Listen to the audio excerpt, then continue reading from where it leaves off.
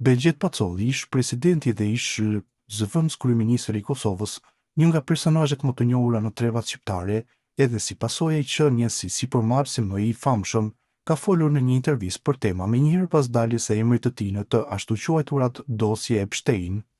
Pacolli në intervistë flet edhe për çështjen e polemikave për aeroportin e Vlorës si dhe për çështjet politike të brendshme dhe rajonale. Zoti president, ka 2 ditë që është përfolur në lidhje me rastin Epstein dhe ju keni folur, ku natyrisht i keni kundërshtuar, por si mendoni ju, pse ndodh ky sulm ndaj jush? Lidhur me aludimet që po qarkullojnë në media, dua të jemi qartë, nuk kam pasur asnjë dieni dhe asnjë përfshirje në çështjen që lidhen me persona apo raste të përmendura së fundmi. Nuk kam asnjë informacion konkret dhe nuk kam qenë pjesë e asnjë zhvillimi të tillë që dikush i ka thënë dikujt, shiqo kush është Begjet Pacolli, këtë nuk kam mund. Nuk mundem dhe nuk do të mundem asnjëherë ta evitoj.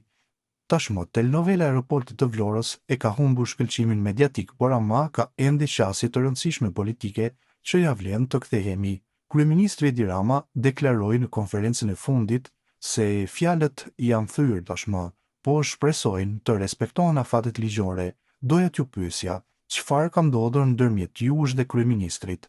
Sa i përket aeroportit, nuk kam premtuar asnjëherë asgjë që bie në kundërshtim me afatet e përcaktuara në kontratën që Mabko ka me shtetin shqiptar. Si kompani ndërkombëtare, Mabko quhet pikërisht për pikëmërinë dhe respektimin rigoroz të çdo afati ligjor dhe kontraktual.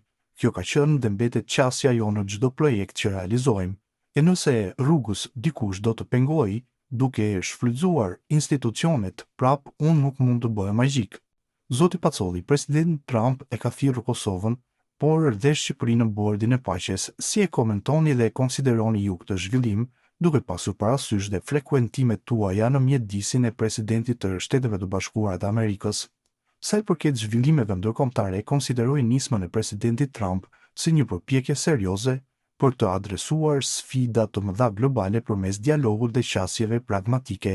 Megjithatë, duhet pranuar se vende si Kosova dhe Shqipëria kanë kapacitete të kufizuara ekonomike dhe nuk mund të mbajnë barë financiare që te kalojnë realitetin e tyre ekonomik. Kontributi i tyre duhet parë në kontekstin e rolit politik, diplomatik dhe human, jo përmes pritshmërive jo realiste financiare. Ministri i jashtëm rus Sergej Lavrov deklaroi para disa ditësh se e kërkojmë nga SBA se së bashku me paketën e paqes në Ukrainë duhet të diskutohet edhe për Ballkanin. Ju si një njohës i mjediseve në Rusi, nga që keni punuar dhe frekuentuar disa nga qarqet, si e konsideroni, a mund ta prekë kjo Kosovën?